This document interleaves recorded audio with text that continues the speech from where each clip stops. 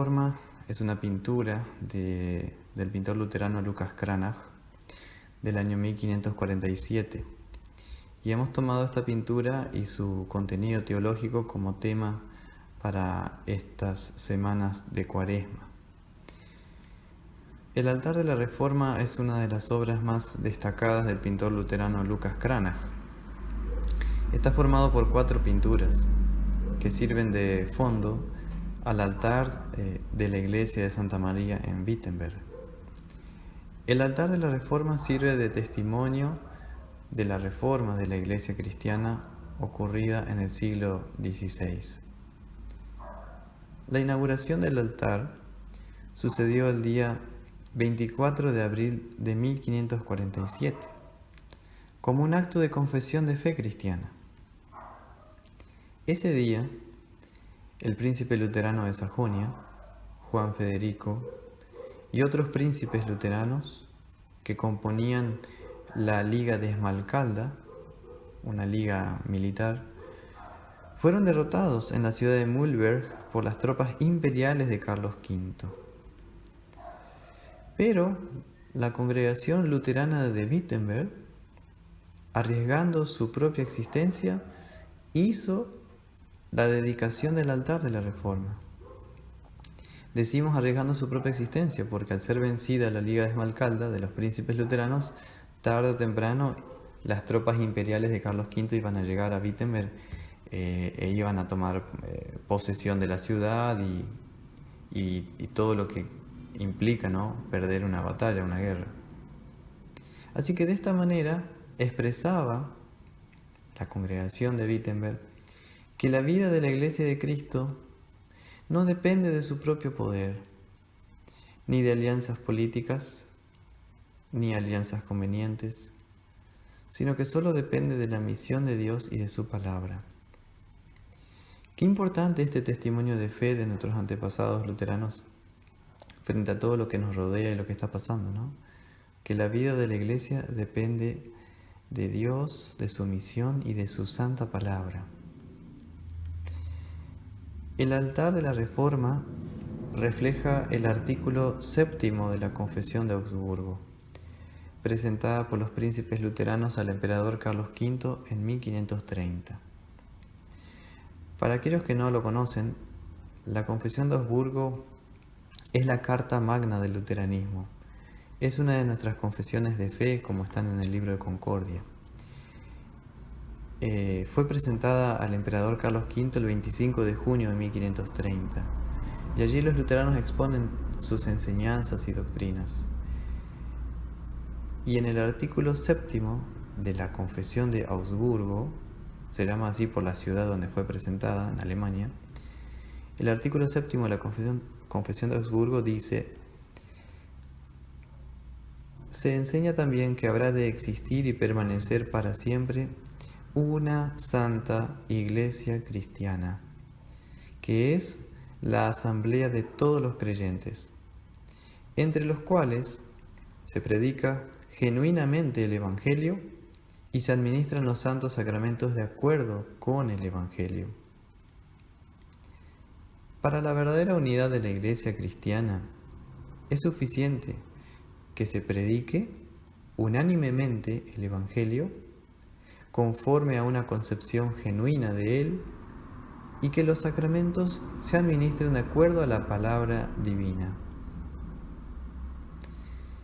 Como pueden ver, queridos hermanos, así que el altar de la Reforma busca retratar, ilustrar de una manera gráfica lo que para los luteranos es la Iglesia de Jesucristo. La Iglesia se encuentra donde se administra el bautismo. La Iglesia se encuentra donde la congregación se reúne para recibir la Santa Cena. Y la Iglesia se encuentra donde los pecados son confesados y perdonados. O sea, la Iglesia está allí donde se vive diariamente el bautismo, en arrepentimiento diario y fe. Allí están los cristianos. Allí está el cuerpo de Cristo en el mundo. Bautismo, palabra, Santa Cena. Y también donde la Iglesia tiene como fundamento la predicación del amor de Dios que se revela en el Cristo crucificado. Estos luteranos pusieron un versículo bíblico sobre este altar. Así dice el versículo bíblico puesto sobre el altar de la Reforma: porque nadie puede poner otro fundamento que el que está puesto, el cual es Jesucristo. 1 Corintios 3:11. Jesucristo es el único y suficiente fundamento de nuestra vida y por lo tanto de la Iglesia. Qué importante esto también, ahora, ¿no? ¿En qué está puesta nuestra fe? ¿Cuál es el fundamento de nuestra vida?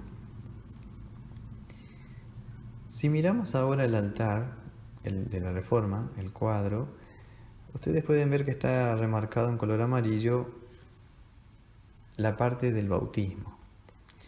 En la parte del medio, el dibujo del medio es la Santa Cena, el dibujo de la derecha es el oficio de las llaves y el dibujo de abajo es el que vamos a ver también la semana que viene sobre la cruz, sobre Cristo, la Iglesia y la predicación de la cruz. Así que vayamos ahora al sacramento del bautismo. En esta imagen, el pintor Lucas Cranach retrató a Felipe Melanchthon. Ahí donde está el número 1 en color rojo. Se muestra a Felipe Melanchthon bautizando un niño, evidenciando la legitimidad del bautismo infantil. Como dice en Mateo 28:19, todas las naciones. En verdad, Melanchthon nunca bautizó, ni era pastor ordenado, sino profesor de la Universidad de Wittenberg. Aquí se enseña la validez del bautismo de urgencia de parte de un cristiano en caso de necesidad. Recordamos quién es Felipe Melanchthon. Era el amigo y colaborador de Lutero en Wittenberg. Melanchthon entonces está ahí bautizando una criatura. ¿Por qué? Lo cierto es que Melanchthon promovió la educación cristiana de los niños, por lo que es reconocido hasta hoy como el educador de Alemania. Esto tiene que ver también con la institución del bautismo, donde además de bautizando a todas las naciones, en el nombre del Padre, del Hijo y del Espíritu Santo, Cristo manda, enseñándoles que guarden todas las cosas que os he mandado. Y he aquí yo estoy con ustedes todos los días hasta el fin del mundo. Por el otro lado, también en el número 2, se encuentra un padrino de bautismo, que sostiene la Biblia abierta en su mano. Aquí Lucas Cranach quiso retratar lo que es el bautismo. Aquí se enseña lo que es el bautismo, un sacramento. Bueno, pero ¿qué es un sacramento? La definición antigua y más aceptada universalmente por todos sobre lo que es un sacramento en la Iglesia es la siguiente, es como enseña San Agustín. Se une la palabra de Dios al elemento, en este caso el agua, y se hace el sacramento. Se une la palabra de Dios al elemento y se hace el sacramento. El bautismo, entonces, proviene de Dios y es hecho en nombre de la Trinidad. Fíjense que nosotros decimos bautizando en el nombre del Padre, del Hijo y del Espíritu Santo. Ya cuando decimos en el nombre de, estamos diciendo que el bautismo no es de origen humano. El bautismo es sobrenatural, viene de Dios. Por eso se notan también 3 chorros de agua que fluyen por el cuerpo del niño, como ustedes pueden observar en las rayas color rojo que están marcadas en el cuadro, indicando también cómo debe ser hecho el bautismo, para que sea un bautismo cristiano. En el número 3, al lado de Melanchthon, a la izquierda, están otros padrinos, y el hombre que está asegurando el vestido bautismal, el hombre que asegura el vestido bautismal de color blanco, es el mismo Lucas Cranach, el pintor del cuadro. Ahí está, el de la barba blanca. Lucas Cranach, que fue padrino del primer hijo de Lutero también, de Hans.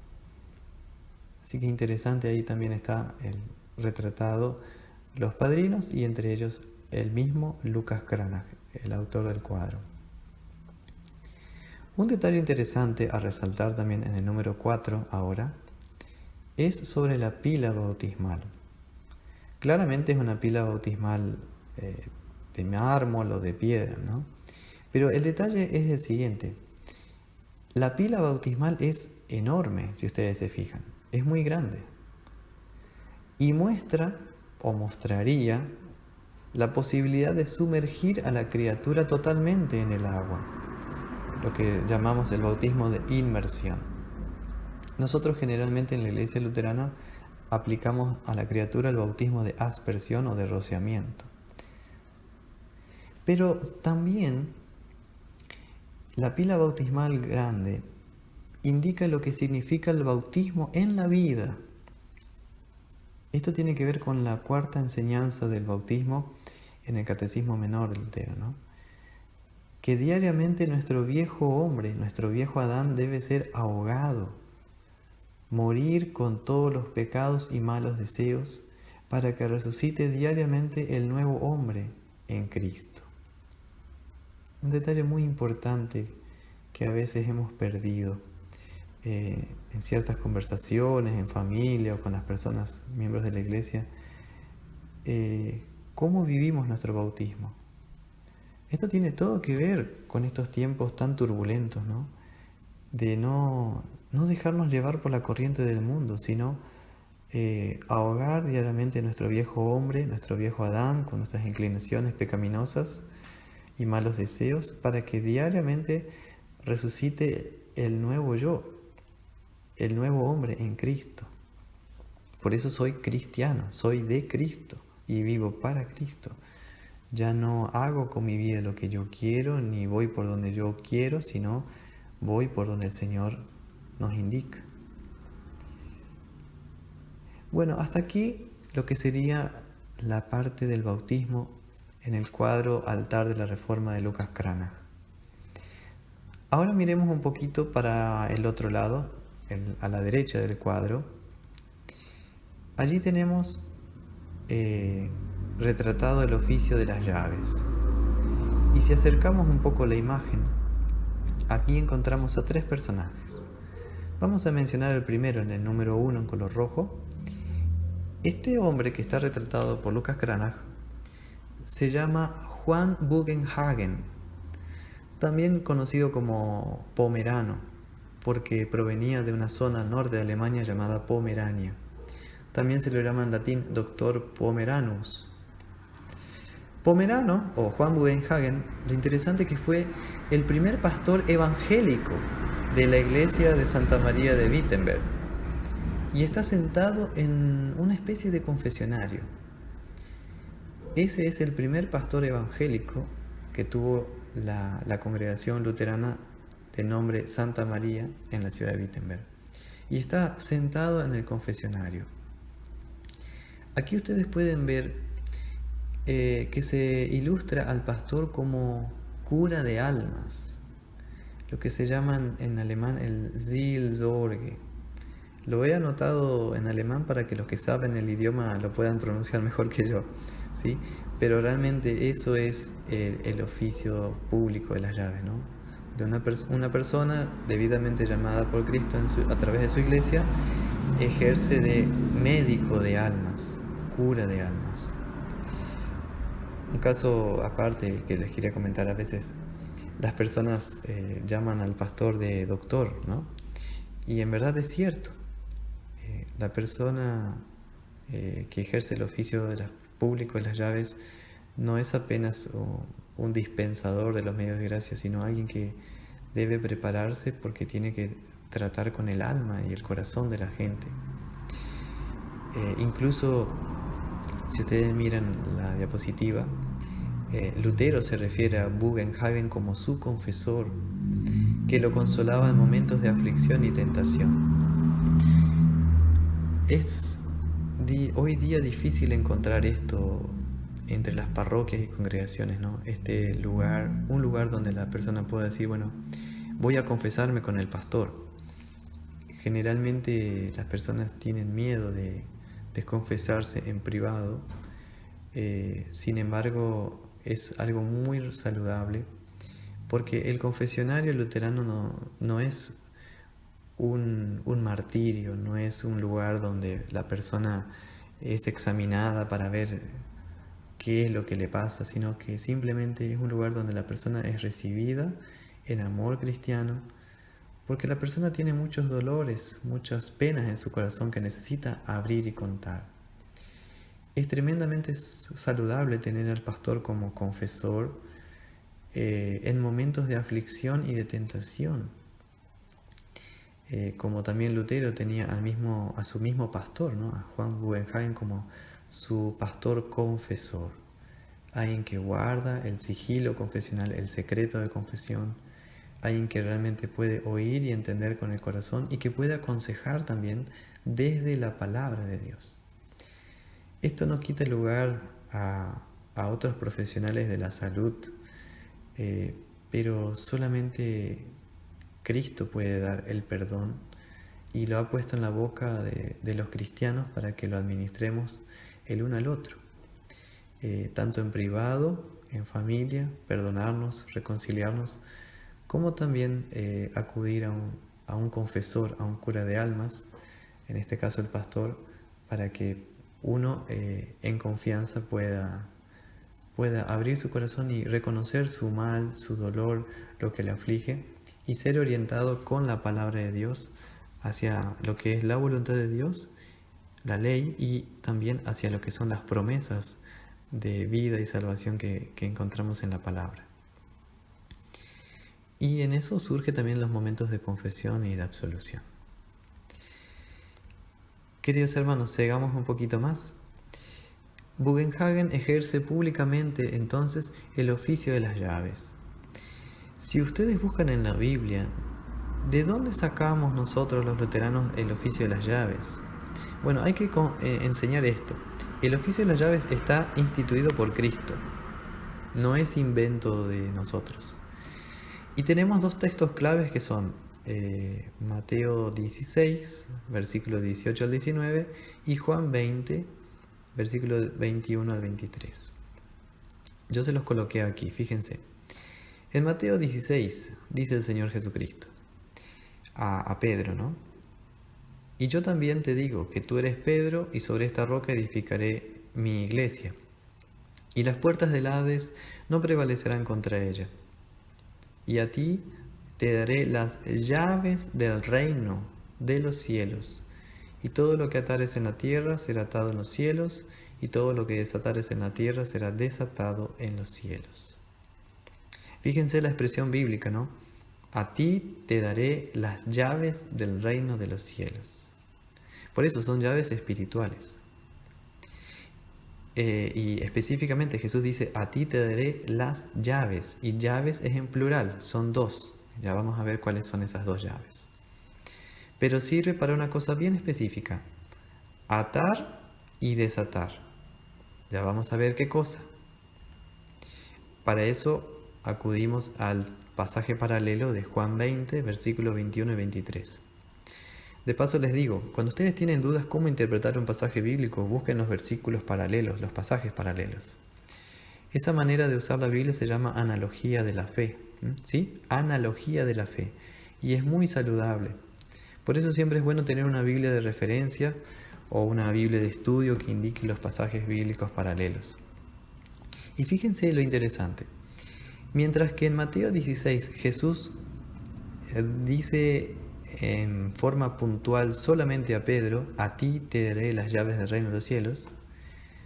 Sin embargo, en Juan 20 Jesús habla en plural a todos los apóstoles y dice, entonces Jesús les dijo otra vez, paz a vosotros, como me envió el Padre, así también yo os envío. Y habiendo dicho esto, sopló y les dijo, recibid el Espíritu Santo. a quienes remitiereis los pecados, les son remitidos, y a quienes se los retuviereis, les son retenidos. Aquí tenemos lo que significaba en el pasaje de Mateo 16, atar y desatar. Significa atar y desatar pecados. Dice, a quienes remitiereis los pecados, les son remitidos. O sea, a quienes ustedes perdonen los pecados, les son perdonados. Y a quienes se los retengan, les son retenidos. Entonces aquí tenemos específicamente las dos llaves del reino de los cielos. La llave que abre el cielo es la absolución, ¿sí? Y la otra llave que retiene el perdón mientras el pecador no se arrepienta, ¿sí? La llave de la ley, por así decirlo. Entonces tenemos la llave de la ley y la llave del evangelio. Y lo que Jesucristo dijo en Mateo 16, específicamente a Pedro, dice en Juan 20 a toda la compañía de los apóstoles.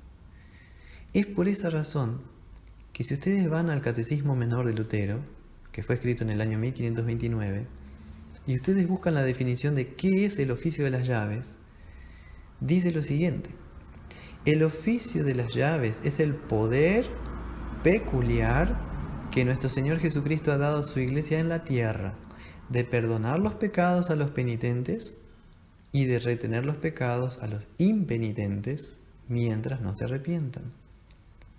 No dice que el oficio de las llaves es un poder peculiar que Cristo dio solamente a Pedro o que solamente dio a algunos cristianos. Dice, el oficio de las llaves es el poder, es un poder divino, ¿sí? Peculiar, o sea, bien especial, bien puntual, que nuestro Señor Jesucristo ha dado a su iglesia en la tierra, de perdonar los pecados a los penitentes y de retener los pecados a los impenitentes mientras no se arrepientan. Y si vamos a la siguiente pregunta, en el Catecismo Menor de Lutero nos aclara, pero ¿qué crees según estas palabras? O sea, ¿qué significa esto? Y dice, cuando los ministros debidamente llamados de Cristo, o sea, cuando los pastores debidamente llamados, o sea, regularmente llamados de Cristo a través de su iglesia, por su mandato divino, o sea, por el mandato de Cristo, tratan con nosotros como representantes de Cristo, y especialmente cuando excluyen a los pecadores manifiestos e impenitentes de la congregación cristiana, o sea, cuando los excomulgan, y cuando absuelven a los que se arrepienten de sus pecados y prometen enmendarse, creo que esto es tan válido y cierto también en el cielo como si nuestro Señor Jesucristo mismo tratase con nosotros. Entonces lo que decimos es lo siguiente: cuando alguien me perdona en el nombre de Cristo, o como dice el Catecismo, cuando los pastores debidamente llamados a Cristo me perdonan mis pecados que yo he confesado, Cristo mismo me está perdonando a través de esa persona. Creo que esto es tan válido y cierto también en el cielo como si nuestro Señor Jesucristo mismo, en persona, como si estuviera cara a cara conmigo, tratase con nosotros. Esto es muy importante, muy saludable, es un gran beneficio lo que Cristo ha dado a su iglesia, el oficio de las llaves, la confesión y absolución. Es un gran remedio para las almas quebradas, dolidas, fracasadas, angustiadas, que no encuentran paz en este mundo. Solamente en Cristo encontramos el perdón, la paz y la vida eterna. Y a través de personas, a través de su iglesia, personas de carne y hueso que, como sus cristianos o como sus pastores debidamente llamados, al tratar con nosotros y darnos, aunque sea un versículo bíblico o aunque sea un mensaje que tenga que ver con la palabra de Dios, Dios está obrando ahí perdón, vida y salvación.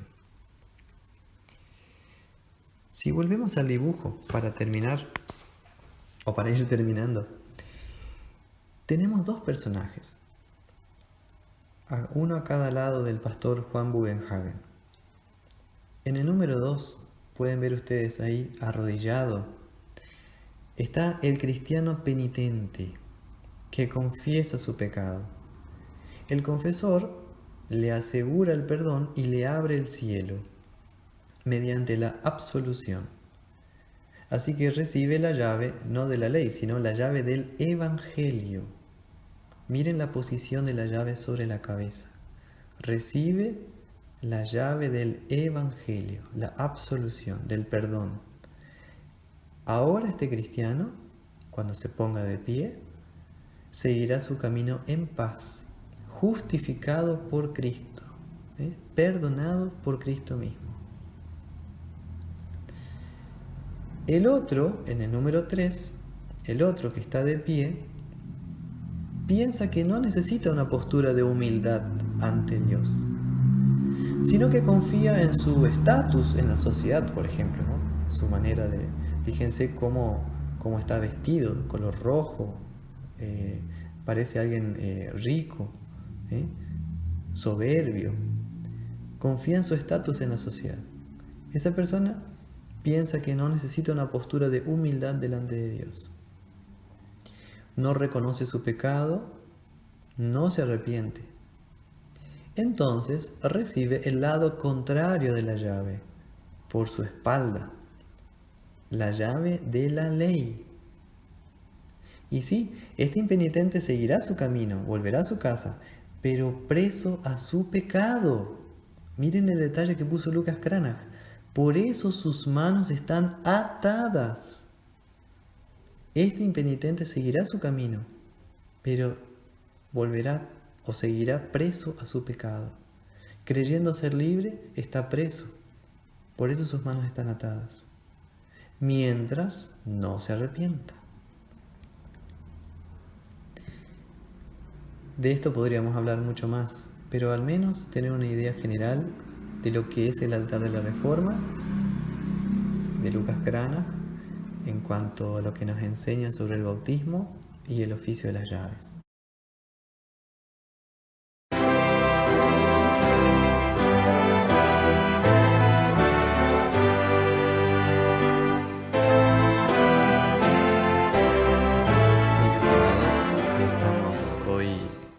En la segunda y última parte del estudio bíblico, la catequesis sobre el altar de la Reforma de Lucas Cranach. En el día de hoy vamos a ver la sección del medio, la sección central del cuadro, que es sobre la Santa Cena y sobre lo que sería la cruz cristiana. El sacramento del altar o la Santa Cena está retratado en el medio. Y encontramos lo siguiente en este dibujo. Si comenzamos por la parte superior del dibujo, vemos la ventana izquierda, que es una vista de Jerusalén, y la ventana derecha es un paisaje típico alemán. ¿Y qué significa esto? Tiene un significado muy especial. Al tener dos ventanas, una del paisaje de Jerusalén y otra sobre el paisaje alemán, lo que tenemos allí es el siguiente significado de parte del autor Lucas Cranach. Lo que quiere indicar Lucas Cranach es que Cristo está presente realmente en todo tiempo y en todo lugar donde se celebra la Santa Cena. Miren qué significado tan importante. Cristo está presente realmente en todo tiempo y en todo lugar donde se celebra la Santa Cena. Si recordamos el versículo bíblico de Mateo 28:20 que dice: "Y yo estoy con vosotros todos los días hasta el fin del mundo", está hablando el Dios hombre, Jesucristo, verdadero Dios y verdadero hombre. Y su presencia entre nosotros no es apenas espiritual, sino también sacramental. Por eso el Cristo completo está con nosotros. Y por eso este versículo de Mateo 28:20 tiene que ver también con la Santa Cena. Es la presencia de Cristo en medio nuestro todos los días. En Mateo 28, versículo 18 al 20 dice: "Y Jesús se acercó y les habló diciendo: Toda potestad me es dada en el cielo y en la tierra. O sea, yo tengo todo el poder en todo el universo. Versículo 19. Por tanto, id y haced discípulos a todas las naciones, bautizándolos en el nombre del Padre y del Hijo y del Espíritu Santo, enseñándoles que guarden todas las cosas que os he mandado, y he aquí, yo estoy con vosotros todos los días hasta el fin del mundo. Amén. Y el pasaje bíblico recalca tres cosas: bautizándolos, enseñándoles y yo estoy con vosotros. Bautismo, palabra y Santa Cena. Impresionante, magnífico. La misión de Dios, también llamada en latín missio Dei, a través de sus medios de gracias: bautismo, palabra y Santa Cena, a través de su iglesia. Si seguimos un poco más, tenemos algunas proporciones y líneas básicas en el cuadro. En la pintura, las líneas básicas son el cuadrado y el círculo, que son figuras geométricas perfectas. Aquí también el autor nos transmite un significado. Lucas Cranach quiere significar con esto lo especial que es esta cena que está en el centro del cuadro, que en ningún otro lugar hay una comunión tan perfecta y completa con Jesús como en el sacramento del altar. Este es un significado muy especial. En ningún otro lugar hay una comunión tan perfecta y completa con Jesús como en el sacramento del altar. En la imagen podemos ver a Cristo celebrando la Pascua, ¿no? La cena pascual, como desde el tiempo de Moisés venían celebrando los judíos, pero en esa noche del Jueves Santo Cristo instituye una nueva cena, una nueva Pascua, la Pascua verdadera. Ya no el tipo o anticipo del Cordero Pascual, sino ahora el verdadero Cordero de Dios, Cristo mismo, que da su cuerpo y sangre con el pan y el vino para perdón, vida y salvación. En el cristianismo encontramos tres posturas o posiciones básicas sobre la Santa Cena. Se los traigo acá ilustrado en forma de columnas para que todos podamos comparar y entender. Esto es sin ánimo de causar asperezas o conflictos, sino respetando la opinión de cada uno, pero la verdad es la verdad y solamente la verdad nos hace libres. Aquí tenemos la postura católica romana sobre la Santa Cena o Eucaristía, la postura bíblica luterana y la postura reformada. La postura que hoy se conoce en la mayoría de las iglesias evangélicas, ¿no? Sean bautistas, pentecostales, metodistas, lo que sea, generalmente tienen esta postura reformada, o sea, de lo que sería la segunda generación de reformadores, especialmente los seguidores de Juan Calvino, el reformador suizo.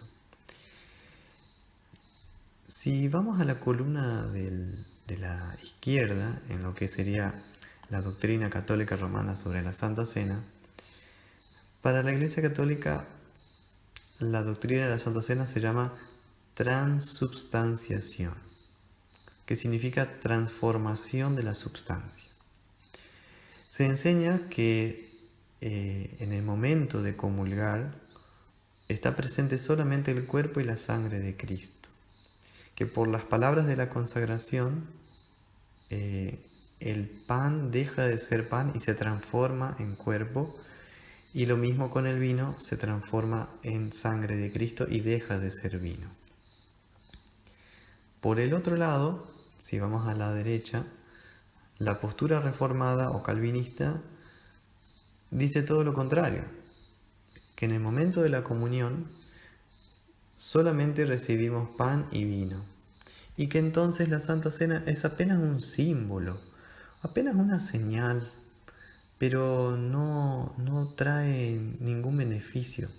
Por eso puse en color amarillo, ¿no?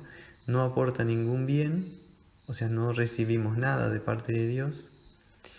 Y esto con el tiempo ha originado, con el paso de los siglos, un rechazo al sacramento. O sea, una desvalorización a tal punto de que a veces 2 o 3 veces al año solamente celebran este partimiento del pan o Santa Cena, porque total es algo simbólico, es un recuerdo. Y lo interesante es cómo se aferran a las palabras de Cristo, ¿no? Estas últimas, ¿no? Haced esto en memoria de mí. Entonces, por causa de esas palabras, se ven obligados a hacerlo como recuerdo de la Santa Cena. Pero es un recuerdo simbólico para tener memoria de ese evento, pero no es que viene algo de parte de Dios para el comulgante. También lo que se observa en otros lugares es que incluso se ha sustituido el vino por jugo de uva. A veces porque en estas iglesias se tiene esta idea de que no se puede tomar alcohol, que es pecado beber cerveza o vino, entonces terminan también cambiando el elemento material de la Santa Cena, en este caso del vino, por jugo, ¿no? Y también se aferran a las palabras de Cristo, ¿no? Este fruto de la vid, como dice en Mateo 26. Pero toda la vida en el judaísmo el fruto de la vid fue el vino. Aparte, si comparamos esto con 1 Corintios 11, donde habla de que había abusos en la cena del Señor entre los corintios y que entre los abusos menciona San Pablo de que mientras uno pasa hambre, el otro se embriaga. Si no me equivoco, esto está en 1 Corintios 11:20 o 11:21. Por eso sabemos que los primeros cristianos comulgaban con vino y no con jugo de uva. En el lado católico romano, en la izquierda, pasa algo semejante, pero el otro extremo. Como es solo cuerpo y solo sangre, tenemos que el sacrificio de la misa, o sea, es algo que el hombre entrega a Dios. Se llama el sacrificio incruento de la misa. O sea, el sacerdote de alguna forma sacrifica a Cristo otra vez, pero como no está presente físicamente delante de la cruz de Cristo ese Viernes Santo, al partir la hostia está como matando a Cristo de una forma incruenta, o sea, sin derramamiento de sangre. Y esto se hace como un sacrificio por los pecados de los vivos y de los muertos. Pero en verdad en la Santa Cena nosotros no sacrificamos nada a Dios, no entregamos nada a Dios, sino que recibimos de parte de Dios. El sacramento del altar no es ley, no es algo que debemos hacer, sino que es evangelio, es algo que es un don de Cristo para la iglesia, que trae perdón, vida y salvación. Cristo fue sacrificado una sola vez.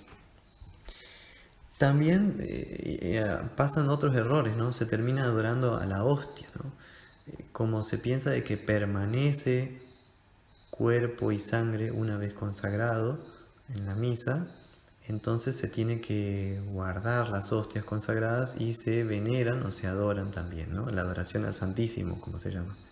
Y ahí está también la fiesta de Corpus Christi involucrada y todo eso. Algo que me preguntan generalmente es ¿por qué en la Iglesia Católica no se da la copa a los fieles? ¿Por qué no se da el cáliz con el vino? Y bueno, porque justamente ellos tienen la doctrina de la concomitancia. Es decir, que dentro de la hostia está la sangre también. Con el cuerpo de Cristo está también la sangre de Cristo. Entonces no es necesario entregar la copa a los fieles. Pero esto es una interpretación filosófica, cuya base está en Aristóteles, por eso lo puse abajo en verde. Una interpretación filosófica que tropieza de frente con las palabras de Cristo que dicen, bebed de ella todos, bebed del cáliz todos. Entonces también esta doctrina de la concomitancia es totalmente errada, ¿no? Debemos recibir tanto la hostia como el cáliz.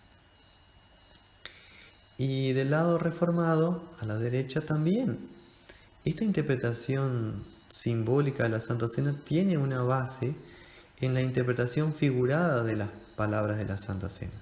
O sea, la base es el racionalismo.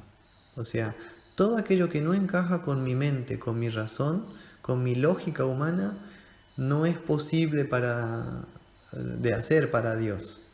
Entonces yo cambio la interpretación de las palabras simples de Cristo, de la Santa Cena, por lo que a mí se me ocurre que es.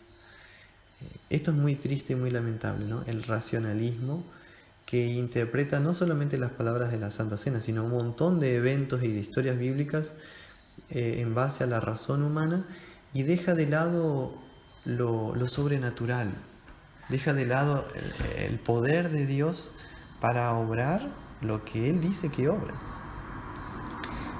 Una vez visto estos extremos, vayamos ahora al medio. He colocado a propósito bíblica-luterana para que todos entiendan, y quiero ser claro en esto, que la doctrina luterana de la Santa Cena no es doctrina luterana, no es de Lutero, no es la interpretación de Martín Lutero, es la simple exposición de la pura palabra de Dios. Fíjense, la doctrina luterana o bíblica de la Santa Cena se llama unión sacramental.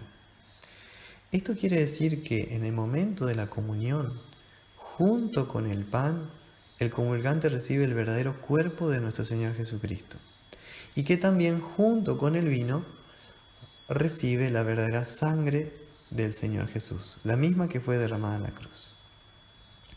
Y ustedes me dirán, bueno, pero aquí no vale tu catecismo menor, aquí no vale las confesiones luteranas, dame un texto bíblico que demuestre esta verdad. Bien, perfecto. Para aquellos que deseen solo el texto bíblico, para mí por lo menos como cristiano es suficiente 1 Corintios 10, 16. Fíjense, la copa de bendición, o sea, se refiere al vino, ¿no? La copa de bendición, el vino, ¿qué bendecimos? ¿No es la comunión de la sangre de Cristo? ¿El pan que partimos no es la comunión del cuerpo de Cristo?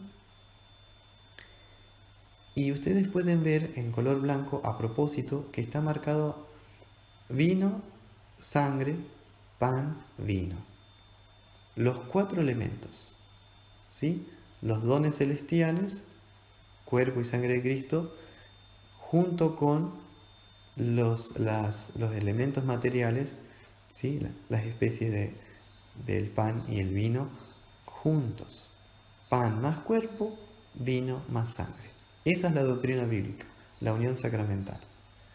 El pan y el vino siguen siendo pan y vino, pero no solamente hay pan y vino, sino que junto con el pan, el verdadero cuerpo, y junto con la sangre, junto con el vino, perdón, la verdadera sangre de Cristo. Así que lo que tenemos en la Iglesia luterana es una interpretación literal de las palabras de la Santa Cena. Y la base no es la razón humana, no es la filosofía de Aristóteles o de Platón o la que sea, sino es sola escritura. Así está escrito, así es, y Dios tiene el poder de ejecutar aquello que dice. Para aclarar un poquito más de qué se trata la unión sacramental. Entonces, la unión sacramental no es una transformación del pan y el vino en cuerpo y sangre, como enseña la transubstanciación católica romana. La unión sacramental tampoco es una mezcla de las sustancias, se llama la consubstanciación. A veces se piensa que los luteranos tenemos esta doctrina de la Santa Cena, la consubstanciación, y eso está mal. Las personas buscan en internet y por no encontrarme a mí o a otros pastores luteranos que enseñamos doctrina en internet, terminan quedándose con esto de que los luteranos enseñamos la consubstanciación. No, equivocado. La doctrina luterana se llama unión sacramental. La consubstanciación es cuando se mezclan las sustancias. Fíjense, la unión sacramental no es una mezcla de las sustancias, como sí enseña la consubstanciación, sino que tanto en el pan como en el vino la sustancia del cuerpo y de la sangre de Cristo permanece sin mezcla, ¿sí? Sin mezcla. Distinguidos, sí, pero no mezclados. La unión sacramental no es tampoco una adhesión o aleación local, en que el cuerpo y sangre de Cristo permanecen con el pan y el vino después del uso de la Santa Cena. La unión sacramental termina con la acción sacramental. En palabras sencillas para que todos lo comprendan, una vez finalizado el culto, ya no es más Santa Cena, el pan y el vino consagrados. No es necesario andar adorando en procesión los elementos, ¿no? La unión sacramental termina con la acción sacramental, ¿sí? El pan y el vino, o sea, el cuerpo y la sangre de Cristo no permanecen junto con el pan y el vino después de finalizado el momento de la comunión. Y la unión sacramental tampoco es una empanación. Para que se acuerden bien, acuérdense de empanada, ¿no? O sea, no es una empanación, o sea, la inclusión de alguna partícula escondida en el pan. O sea, el cuerpo de Cristo encerrado localmente en el pan. No es que vos vas a cortar la hostia y adentro vas a ver la carne de Jesús como si fuera dentro de una empanada. No. La unión sacramental no es una empanación. La unión sacramental no es un comer y beber capernaítico o natural del cuerpo y la sangre de Cristo. O sea, no es tipo como en la serie de Walking Dead donde vienen los zombies y te quieren chupar la sangre y comer la carne. No, no es ese tipo de comer caníbal el de la Santa Cena. Sino que el pan y el vino se reciben de manera natural, ¿sí? Y el cuerpo y sangre de Cristo se reciben de una manera sobrenatural. Y si algo sobrenatural es incomprensible a la razón, pero es real. Entonces el pan y el vino sí, se reciben de una manera natural, pero por las palabras de consagración, el cuerpo y sangre de Cristo se reciben también, pero de una manera sobrenatural e incomprensible. En amarillo coloqué ahí contactum hyperphysicum. O sea, hay un contacto más allá de lo físico, sobre lo físico, sobrenatural, de Cristo con su cuerpo y sangre hacia mi persona. Hay muchas películas de extraterrestres, ¿no? Contactos de tercer tipo, cosas así. Gente que quiere ver a Dios, que quiere palpar a Dios, tocar a Dios. Cuando en la Santa Comunión, Cristo mismo, Dios, viene a nosotros y tiene un contactum hyperphysicum, sobrenatural e incomprensible con nosotros. Dígame si esto no es gracia y misericordia maravillosa de parte de Dios. También, sigamos un poco más, la unión sacramental, solo el cuerpo de Cristo está unido con el pan y solo la sangre de Cristo está unida con el vino. Eso también es muy importante recalcar, ¿no? Solo el cuerpo de Cristo está unido con el pan y solo la sangre de Cristo está unida con el vino. La fórmula o la expresión para mostrar esto se llama bajo el pan, con el pan y en el pan. Esto es contra la transustanciación católica, se dice esa frase, ¿sí?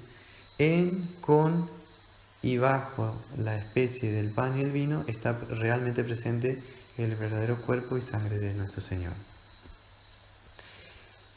En la unión sacramental, estos se reciben sacramentalmente por la boca, ¿sí? La manera de recibir la Santa Cena es oralmente. Es algo obvio, pero hay que decirlo. En la unión sacramental recibimos la Santa Cena por la boca. Esto se llama manducatio oralis, ¿sí? Antiguamente se tenía la costumbre incluso de literalmente, ¿no? Se abría la boca estando arrodillado o de pie y el pastor administraba la comunión a la persona. La persona no tocaba los elementos, simplemente los recibía de parte del ministro o del pastor. En las últimas décadas se enseñó o se permitió, por diferentes razones, recibir con la mano la hostia y consagrada y también agarrar con la mano la copa. Pero indistintamente lo que sucede es esto, ¿no? Que se recibe la Santa Cena oralmente, no hay otra forma.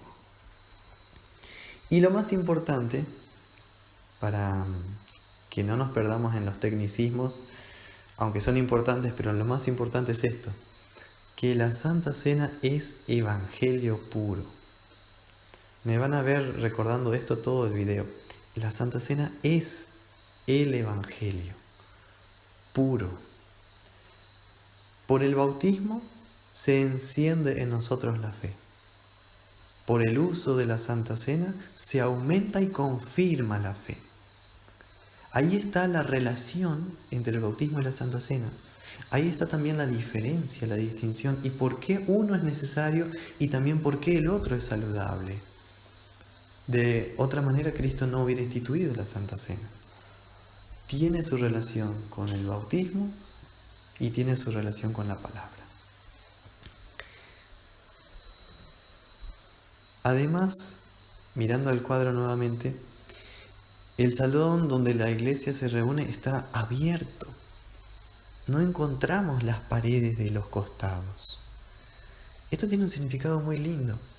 Significa que es una invitación a ser parte de esta comunión de los santos. Lucas Cranach está incluyéndonos en esta comunión. Está abriendo, por así decirlo, las puertas para que otros sean invitados a compartir esta comunión de Cristo con nosotros. Y acá hay algo muy importante sobre lo que es la iglesia. El autor quiere transmitir este sentido de que la iglesia no es un grupo cerrado. La iglesia no es algo definitivo. Todavía estamos en misión hasta el fin del mundo. Todavía el Espíritu Santo no ha terminado de llamar mediante el Evangelio a otras personas a la fe. Cuando Dios disponga, terminará y llegará el fin de este mundo. Pero mientras tanto, la iglesia está en misión. Dios está en misión a través de la iglesia y de sus medios de gracia. También lo que vemos en el cuadro es que no hay superiores ni inferiores. No hay grandes o pequeños. No hay ricos o pobres. El pan es compartido y todos beben el mismo cáliz. Todos beben el mismo cáliz. Hay un cáliz. Miren que hay diferencias de colores entre los apóstoles. Observen los gestos de cada uno, cómo están hablando, conversando. Son diferentes, cada uno tiene su particularidad, su personalidad, pero en cuanto a rango, en cuanto a jerarquía delante de Dios, no hay superior o inferior, rico o pobre. El pan es compartido y todos beben el mismo cáliz. Está transmitiendo la idea de comunión de los santos.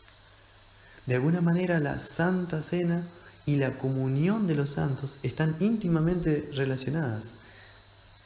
La Santa Cena indica lo que la iglesia es. Hay una relación tan íntima, tan grande entre Santa Comunión, Santa Cena, y comunión de los santos, la iglesia, de que no se pueden separar.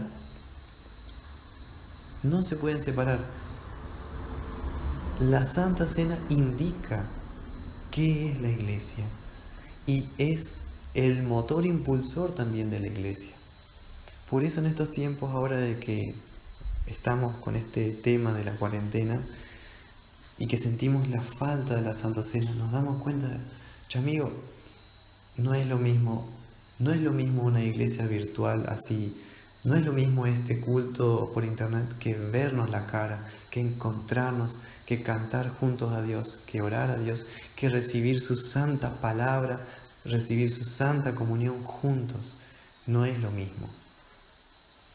La iglesia es algo real, presente en este mundo y de carne y hueso, los cristianos. No estamos presentes en el templo, pero sí estamos realmente presentes en el mundo como el cuerpo místico de Cristo. Así que para pensar y para revalorizar en este tiempo, no solamente la doctrina de la Santa Cena, sino que también la doctrina de la Santa Cena nos ayuda a entender qué somos como iglesia, el cuerpo de Cristo, cuerpo místico de Cristo en el mundo. Un poco más. Miremos ahora los personajes. Se retrata la escena en que Jesús dice: uno de ustedes me traicionará. Así que el cuadro está lleno de dramatismo. Desencadena toda una acción el anuncio de Cristo de que alguien le traicionará. Y tenemos 3 apóstoles principales aquí.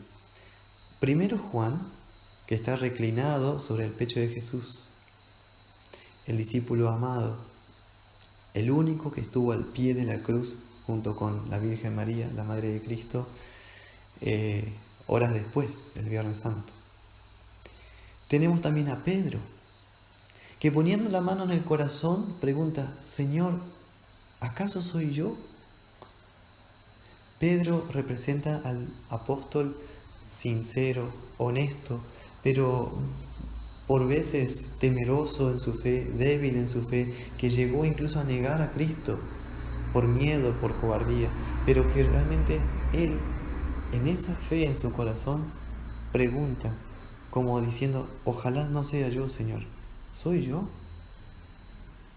Y tenemos frente a Pedro y frente a Cristo a Judas, que recibe de Jesús el bocado de pan, porque ya tiene su negocio acordado con los fariseos. Ya tiene en su mano, en la mano derecha, su salario de traición. Ya tiene la bolsa con las 30 monedas. Y ya tiene un pie afuera del círculo de comunión, indicando que ha dejado la fe en Cristo y la comunión de la iglesia. Uno de ustedes me traicionará. En estos tiempos de crisis existencial, de tribulación, de persecución, suceden estas 2 cosas. Apóstoles, o mejor dicho, cristianos que se preguntan, como Pedro: Señor, ¿será que yo te voy a traicionar? ¿Será que te voy a negar? Ojalá no. Dame la fuerza en la fe. Y si fallo, restabléceme en mi fe en ti. Pero por el otro lado también encontraremos, y Dios nos libre de que seamos como Judas, encontraremos a cristianos que también en el momento de la prueba se apartan de la comunión y no vuelven más, y se pierden por su propia culpa, por amor a las cosas de este mundo. Así que tenemos aquí un tremendo mensaje de ley y de evangelio. Y en la postura, en el inclinarse de Juan, vemos también cuán bueno es tener a Cristo con nosotros, cuán bueno es tener a nuestro Señor en el cual podemos apoyarnos y descansar en nuestra fe en Él, de que en el momento de la aflicción, de la duda, de la tentación, podemos recurrir y aferrarnos a nuestro Señor y amado Salvador Jesucristo. Del otro lado del cuadro, lo interesante es que aparece lo que tiene que ver con Alemania, con la Reforma luterana. Está en sintonía con la ventana superior que hablaba del paisaje alemán. Así que aparece Lucas Cranach el joven, ¿sí? El hijo de Lucas Cranach se llamaba Lucas Cranach. Me ha pasado también en mi ministerio, encontré padres que ponen a sus hijos el mismo nombre. Después uno se confunde, no sabe quién es quién. Así que este es Lucas Cranach el joven, que está de pie, ¿sí? Que trabajó con su padre, Lucas Cranach el viejo, el de la barba, en la realización de esta pintura también. Y Lucas Cranach el joven está alcanzando el cáliz de la Santa Cena a Lutero. que aquí está retratado con barba. Esto es impresionante. Fue colocado Lutero como uno de los 12 apóstoles, como uno entre la compañía de apóstoles. Esto es impresionante realmente. Lutero está sentado entre los 12 apóstoles. Esto es un reconocimiento también a Dios, a la obra de la Reforma, de que es un milagro en la historia de la Iglesia, porque si no fuera por la Reforma, no habríamos tenido de vuelta la predicación pura, la enseñanza correcta de la palabra divina. Pero este es un detalle nomás. Miren, Martín Lutero está retratado con barba. Y Lutero se dejó crecer la barba entre 1521 y 1522, cuando había cambiado su nombre por Caballero Jorge. Era la época del exilio de Lutero en el castillo de Wartburgo. Recordemos un poquito. El 18 de abril de 1521, Lutero está delante del emperador Carlos V en la dieta de Worms. Ahí le empujan, le quieren forzar a que él se retracte, renuncie de sus escritos, de sus enseñanzas. Y Lutero dice, en esa tarde épica, única, de 18 de abril de 1521, no puedo hacer otra cosa. Dios me ayude. Amén. Y no se retracta frente a los poderes mundiales de ese tiempo. Luego, Federico el Sabio, el príncipe de Sajonia, que era su protector, lo esconde en un castillo, en el castillo de Wartburgo, y allí pasa entre 1500 y 1521 y 1522 recluido y escondido Lutero. Y entre las tantas cosas que hizo, tradujo el Nuevo Testamento. Para proteger su identidad se había dejado la barba, ¿no? Y también había cambiado su nombre por Jorge, Caballero Jorge. Así que esta escena que pintó Lucas Cranach recuerda dos hechos importantes, importantísimos de la Reforma. El primero, el año que Lutero tradujo el Nuevo Testamento al alemán, 1522. Traduciría la Biblia completa recién para 1534, con la ayuda de otros colegas y colaboradores, porque solo es difícil. Y el segundo evento importante de la Reforma que recuerda esta parte de la pintura es la recuperación de la Santa Cena conforme a la institución de Cristo, tal como tenemos en Mateo 26, versículos 26 al 28. Entonces, la recuperación de la palabra de Dios en el idioma del pueblo y la recuperación de la Santa Cena. Y no es casualidad, porque fíjense, 1522, el Nuevo Testamento en alemán. ¿Y qué es la Santa Cena? La Santa Cena es el Nuevo Testamento de Cristo. Como él dice, esto es mi sangre del nuevo pacto. O sea, lo que está enfatizando Lucas Cranach es el Nuevo Testamento y el Nuevo Testamento de la Cena del Señor.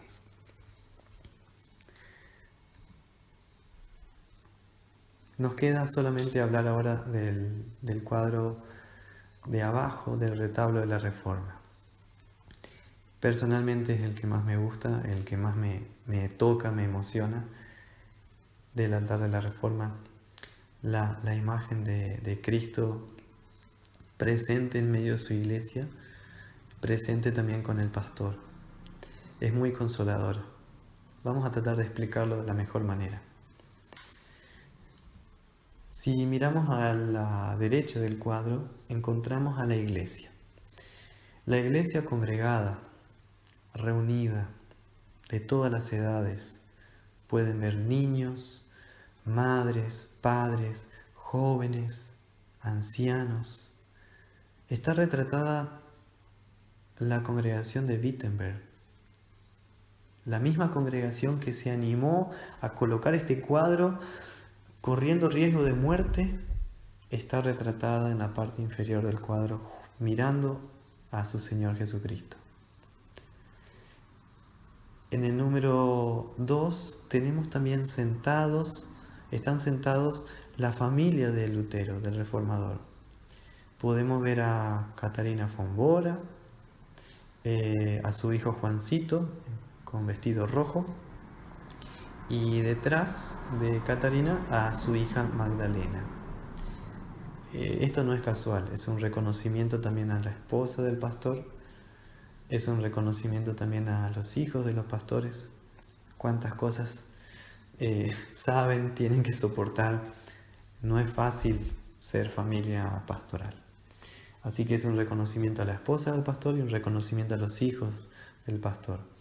Muchas veces que están ahí como en la trastienda, en el telón de fondo, pero a veces nos falta apreciar también a ellos, ¿no? A los hijos de los pastores, todo lo que a veces tienen que aguantar.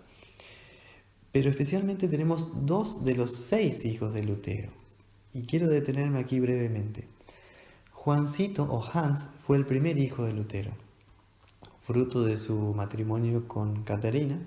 Se casaron el 13 de junio de 1525 y al año siguiente nació su primer hijo, Juancito, Hans.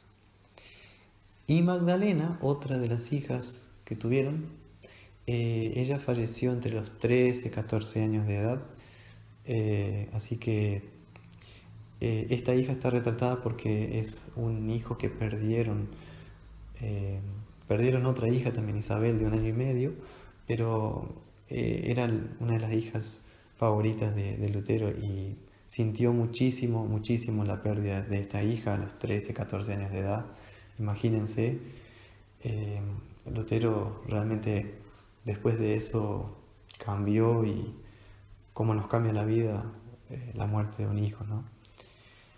Así que también un reconocimiento a lo que es la cruz, soportar este dolor de la pérdida mirando a la cruz de Cristo. Me toca hablar también ahora de Lucas Cranach, otra vez vuelve a aparecer. Más al fondo, de barba blanca, Lucas Cranach vuelve a retratarse, el mismo pintor.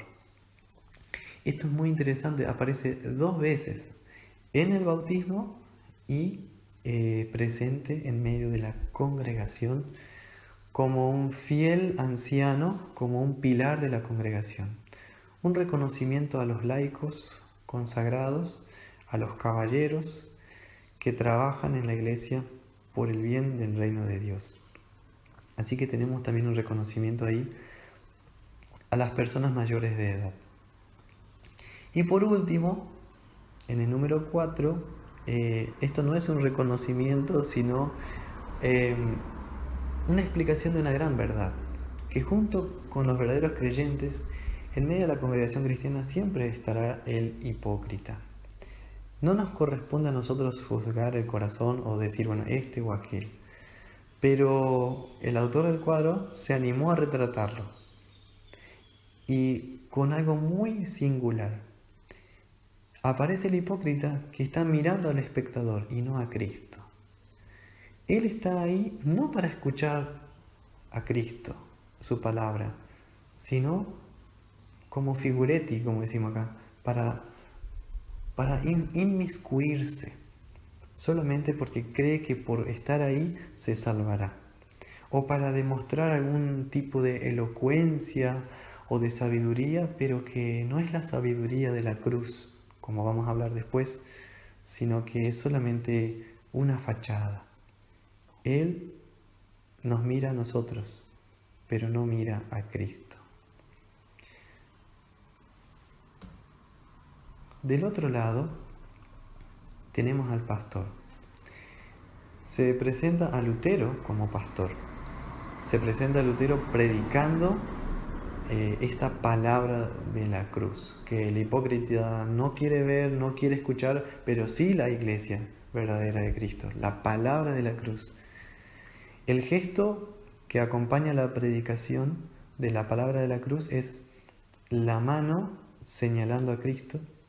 Fíjense, el pastor no se predica a sí mismo, predica a Cristo crucificado. Y la otra mano, la mano izquierda, es la que se apoya en la palabra de Dios, como diciendo Lutero, escrito está. escrito está esto del Señor.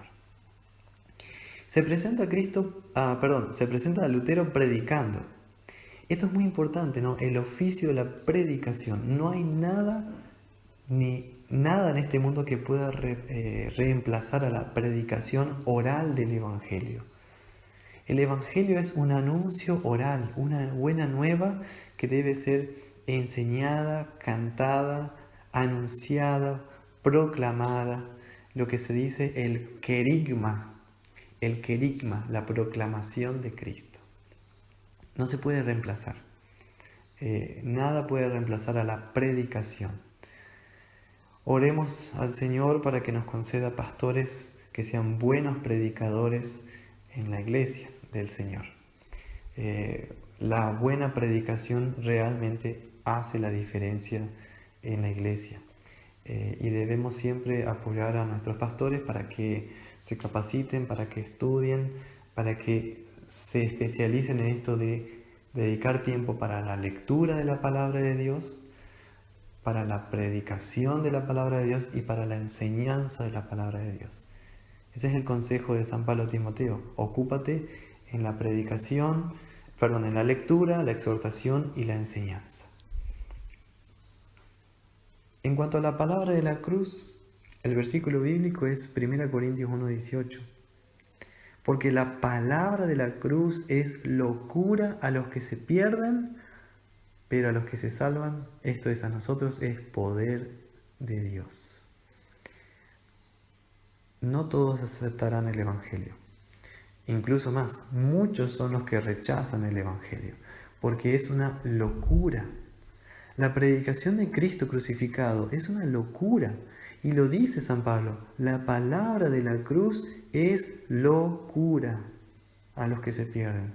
Pero para nosotros es poder de Dios. Nosotros no vemos la derrota de Dios en la cruz. Vemos la gran victoria de Cristo sobre el pecado, la muerte, el infierno y Satanás. Cristo es entronizado como Rey vencedor en la cruz. Por eso puede decir, consumado es, consumado es. Y en segundo lugar, apunta hacia el Cristo crucificado, el contenido de la Escritura y fundamento de la Iglesia. Ahí está, ¿no?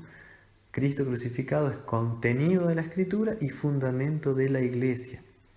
¿Dónde dice eso la palabra de Dios? Lo dice en Lucas 24.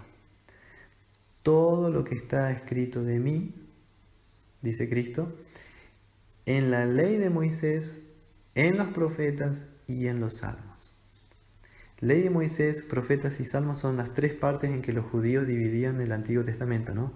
Torá, Nevi'im, Uketobim, como se dice en hebreo. La Torá, la ley y los profetas. O sea, todo lo que está escrito de mí en el Antiguo Testamento, dice Cristo. Entonces les abrió el entendimiento para que comprendiesen las Escrituras. Les dio la llave hermenéutica. Cristo mismo es la llave que abre el Antiguo Testamento para que todo lo que está escrito ahí tenga sentido y tenga valor para nosotros. Y eso Cristo mismo hizo. No solamente Cristo nos entrega la Escritura, sino que nos da la regla de interpretación de la Escritura. Y dice, fue necesario que el Cristo padeciese y resucitase de los muertos al tercer día. Esa es la llave que abre la Escritura. El Nuevo Testamento explica al Antiguo Testamento. Cristo trae luz al Antiguo Testamento para que se comprenda de que, eso que estaba en el Antiguo Testamento tenía que ver con lo que pasó con Cristo. Sí. Por eso dice que eso hizo Cristo y les abrió el entendimiento para que comprendiesen las Escrituras. Y esa es la tarea del pastor y del predicador cristiano. Abrir, exponer el sentido verdadero de las Escrituras, lo que se llama la exégesis, que significa como tirar para arriba, como pescar, y presentar el simple y puro mensaje de Dios a los hombres, sin agregados, sin quitar nada, sin adulteraciones. A mí me asusta y me preocupa muchísimo en estos tiempos en donde se predica cualquier cosa desde los púlpitos que se llaman cristianos. No se predica esta palabra de la cruz que es locura para la gente. No se enseña esto de exponer las escrituras y que tiene como mensaje central a Jesucristo. Se enseña cualquier pavada. Hay una teología de la gloria rondando por todos lados y no una teología basada en la cruz de Cristo. Todo es éxito, todo es consumismo, todo es individualismo y desde los púlpitos. Y esto es lo más triste. Cuando te llaman para dar un mensaje cristiano, a vos como cristiano, sin necesidad de ser pastor, habla de Cristo. Habla de la ley, la voluntad de Dios y el Evangelio. Cuando necesitamos un mensaje de esperanza, queridos hermanos, ustedes lo saben, en este mundo la única esperanza es Jesucristo. Entonces no podemos hablar de esperanzas humanas, de que el mundo será mejor o que con nuestro esfuerzo cambiará. El mundo se va a poner de mal en peor. Las cosas se pondrán feas. Están escritas, están anunciadas por nuestro Señor, pero Dios tiene el control. Cristo es el Señor de la historia. Él ya venció al mal. Somos de Él, somos ovejas de su prado. Eso tenemos que predicar y anunciar. No tenemos que anunciar un humanismo cristiano o poner al hombre en el centro. Tenemos que bajar nosotros, hacernos chiquitos y que Cristo sea exaltado. Último dibujo, último mensaje. Encontramos como piedra angular, como la piedra rechazada por los hombres, pero estimada para Dios, a Cristo. El crucificado también ha resucitado. La imagen de la resurrección es fundamental en el cuadro también. Tiene su lugar. ¿Cómo? Miren cómo Lucas Cranach retrató la resurrección de Cristo. En el número 1 encontramos a Cristo crucificado. Pero en el 2 ustedes pueden ver que dice: por eso el Espíritu Santo mantiene la mortaja en movimiento, en el aire. La mortaja con la cual envolvieron a Cristo, que cuando lo pusieron en el sepulcro, esa misma mortaja, el sudario, está en movimiento, suspendida en el aire. Y está en dirección hacia el pastor y en dirección también a la congregación. Porque mediante la palabra de la cruz anuncia hoy el Espíritu Santo a Cristo y llama a la fe en el Salvador. Esta palabra de la cruz nos indica que también padecemos sufrimientos y cruces en la vida, y cómo debemos considerar esa cruz. La Escritura es muy clara al explicar la verdadera naturaleza y el verdadero propósito de la cruz cristiana.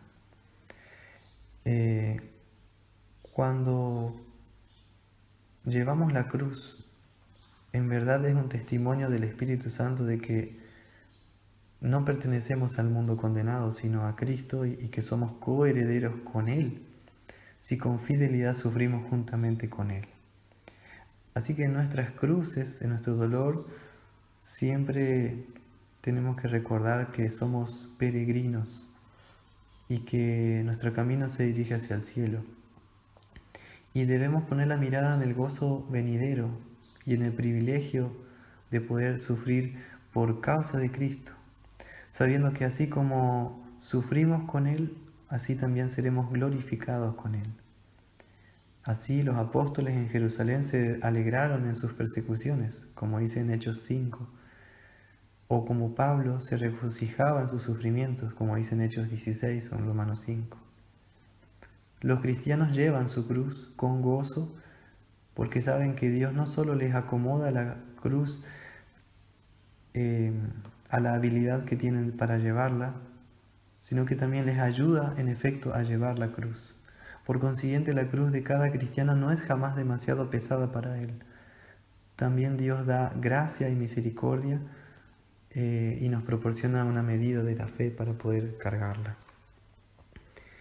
Todo lo que Dios dispone para sus hijos en la tierra es para su bien y es de grande y eterno valor.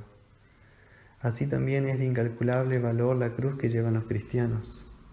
Les señala el cielo, los hace humildes delante de Dios, les enseña a tener confianza absoluta no en ellos mismos sino en la gracia de Dios. Se les fortalece la fe, se les estimula a la oración. El viejo hombre es crucificado y se deshace el cuerpo de pecado. Y también la Santa Cruz impulsa a que alejen la vista de las cosas pasajeras de este mundo y que fijen la mirada en las cosas eternas. Al llevar su cruz con paciencia y fidelidad, los cristianos estimulan también a otros a permanecer firmes en la tribulación, en la esperanza gloriosa de la resurrección de nuestro Señor. Así que el cristiano que lleva alguna cruz también recibe poder para soportarla. Y este poder procede de la seguridad del perdón de todos sus pecados, de su nueva vida en Cristo por el bautismo y de la gloriosa promesa de Dios del cielo que recibirá por gracia. Estimados amigos, estimados cristianos, quiero terminar con dos citas, una de un padre de la Iglesia, Juan Crisóstomo, y otra de Germán Sasse, sobre la Santa Cena. Cristo mismo prepara esta mesa y la bendice, pues nadie hace del pan y vino que se nos dan, el cuerpo y la sangre de Cristo, sino Cristo mismo, que fue crucificado por nosotros. Las palabras son pronunciadas por boca del ministro, pero los elementos que se ofrecen en la cena son consagrados mediante el poder y la gracia de Dios, por la siguiente palabra de Cristo: esto es mi cuerpo. Fue pronunciada una sola vez, pero sigue siendo siempre eficaz y activa y seguirá siéndolo hasta el advenimiento de Cristo. Padre de la Iglesia, Juan Crisóstomo, citado en el libro de Concordia, en la fórmula de Concordia, la declaración sólida, artículo 7 sobre la Santa Cena, párrafo 76. Y concluyo con las palabras de Germán Sasse, el mayor teólogo luterano confesional del siglo XX, citado de su libro Esto es mi cuerpo. Este sacramento es el Evangelio. Este fue el gran descubrimiento de Lutero. Fue esa percepción lo que lo llevó a luchar en defensa del sacramento del altar cuando era atacado. Es verdad, la doctrina de la presencia real, de que comemos y bebemos el verdadero cuerpo y sangre de Cristo, todavía es, más que cualquier otra doctrina de la Iglesia, para los judíos ciertamente tropezadero y para los gentiles locura, porque el sacramento es el Evangelio.